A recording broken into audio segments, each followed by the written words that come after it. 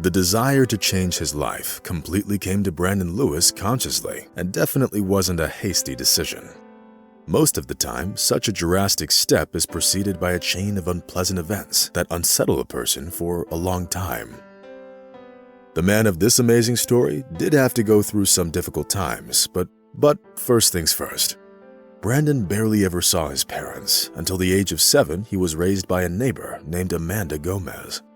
According to the woman, she looked after him at the request of Larry Lewis, who worked in the gold fields of Idaho for a long time. Brandon's mother died during labor, which was complicated by internal bleeding. Larry couldn't raise his son alone, so in order to be able to work and support his family, he asked his neighbor to become the boy's nanny. Naturally, Amanda's services were generously paid for, since the good salary of the miner allowed him to afford it. Everything went well at first. Amanda regularly received money from Larry, most of which she kept for herself. The truth was that the young prospector gave money for two, the nanny and his son.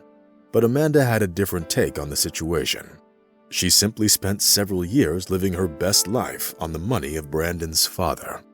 Meanwhile, the boy lived very modestly and never had any good clothes or toys. Amanda saw Brandon's father as her own personal gold mine and believed that her carefree life would last for a very long time. But after Larry went missing in a snowstorm, Amanda seriously thought about getting rid of the boy by taking him to an orphanage. It all happened over 20 years ago, and Brandon didn't realize what was going on at the time. The epiphany came a little later, when at the behest of Amanda Gomez, the boy did end up in an orphanage after all. Needless to say, it was extremely hard for Brandon to accept his new reality. The boy couldn't understand why he was suddenly abandoned by everyone whom he had just previously considered his family.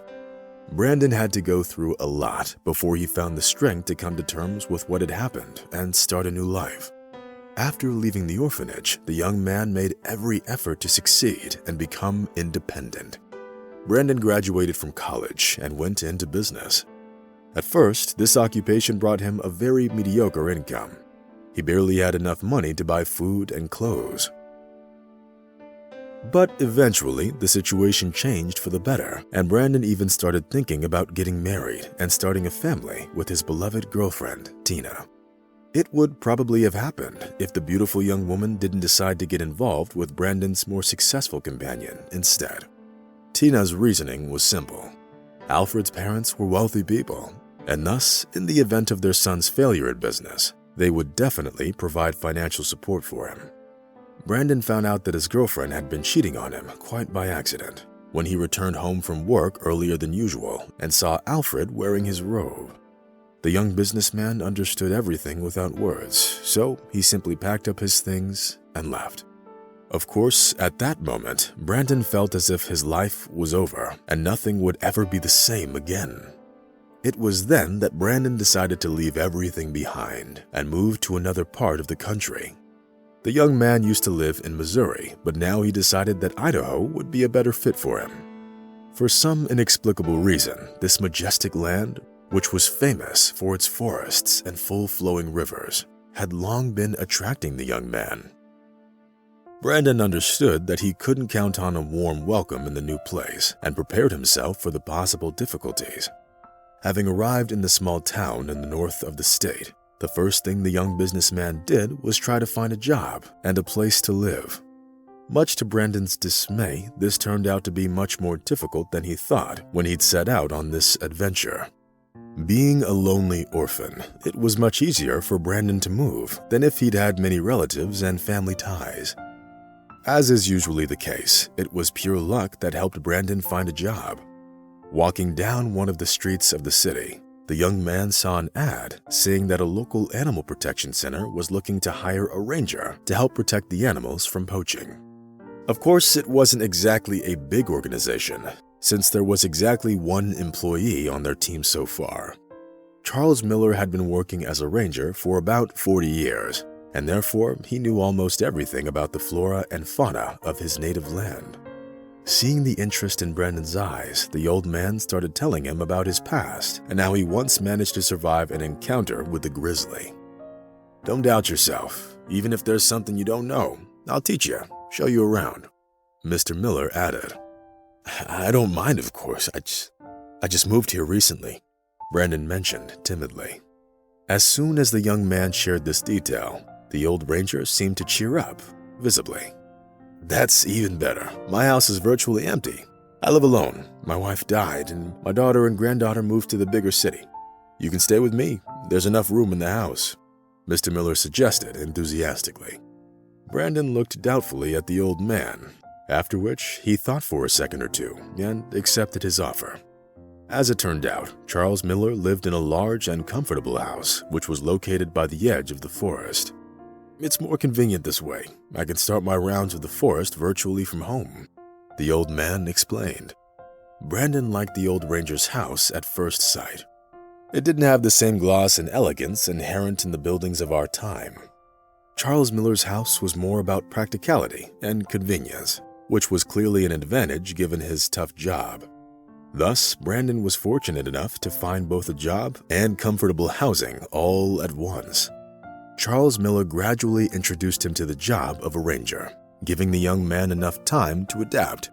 Under the strict guidance of the old man, Brandon didn't just learn how to clean a gun, but also made cartridges with his own 2 hands. Although no one was planning on shooting animals, they still needed to have their weapons at hand. Anything can happen in the forest. A bear or a wolf pose a serious danger to anyone who gets in their way. The predator doesn't know anything about who you are, does it? Whether you're a friend or a foe, Mr. Miller instructed his young colleague. Having taught Brandon to handle a gun, the old man started taking him into the forest. He could show him the trail of a wild boar and make him follow it for several miles. Or he could give him a test on his knowledge of the habits of wild animals, or tell him to start a fire without matches. Inadvertently, Brandon plunged into the new world, hitherto unknown to him. Knowing that he could end up facing danger behind each tree gave the young ranger a kind of adrenaline rush that he never experienced before, but which brought him a very welcome change of pace. About a month later, Brandon already felt quite comfortable in the forest and could go on rounds instead of the elderly ranger. Life in the house of Charles Miller was slow and simple. The usual rhythm only changed during weekends when the old man's granddaughter came to visit him. Natalie Miller just turned 23. The young woman was so beautiful that she could easily be mistaken for one of the Hollywood actresses. There's only one problem with her. She chose to date the wrong man, some lowlife. He's either a stockbroker or some kind of businessman. It's impossible to understand what he's doing. But I didn't like him right away. His eyes aren't kind, Mr. Miller said sadly. Brandon wasn't as experienced in this regard, since all of his knowledge was limited to only one relationship with his cheating ex-girlfriend. Therefore, the young man tried not to criticize the old ranger's granddaughter and treated her like his sister or friend. He only saw Natalie's boyfriend a couple of times, but that was enough for him to conclude that the elderly ranger was right about him. Dylan was a thin, tall man with shifty eyes and nervous, slightly fidgety movements. Of course, Brandon came to his conclusion solely based on the way Natalie's boyfriend looked, so he couldn't be sure if he was really as bad as Mr. Miller believed. Unfortunately, the fears of Charles and Brandon weren't groundless. Trouble came into the old ranger's life when it was least expected. Of course, if it weren't for Dylan, none of it would have happened. After all, it was he who persuaded Natalie to ride her bicycle down a steep slope during their hiking trip. This risky undertaking ended with the young woman losing control of her bicycle at high speed and falling onto the slope covered with stones. Natalie's injuries were so severe that she had to spend about 3 months in the hospital. During all this time, Dylan never once visited his girlfriend, and according to his friends, had long since turned his attention to some other woman. Meanwhile, Natalie ended up in a wheelchair, which became her main means of transportation for years to come. "Isn't there something the doctors could do? A surgery of some kind?" the old man said with tears in his eyes. Natalie knew that there really was a surgery that could help her, but it cost so much money that even if all of her relatives pooled their savings, she still wouldn't be able to afford it. Looking at the tear-stained face of the paralyzed young woman, Brandon regretted abandoning his business for the first time in his life. If Brandon had the amount he needed for the surgery, he would have gladly given it to Natalie, and the young woman didn't doubt it one bit. Since Natalie could no longer live in the same city as Dylan, she moved back to her grandfather's house, where she started living under the same roof with Brandon. It was probably at that time that Brandon and the old man's granddaughter started feeling attracted to each other, which gave them both hope for something more than just an ordinary friendship. Trying to make Natalie feel better, Brandon took her out on walks in the forest almost every day. The young people chatted about everything in the world, made fun of each other, and felt as if they'd known each other for a long time. Looking at how much fun Brandon and Natalie were having together, Charles Miller involuntarily caught himself thinking that they would make a wonderful couple. A month had passed. One day, when he was making the rounds of a remote area in the forest, Brandon stumbled upon a trail of a wounded deer.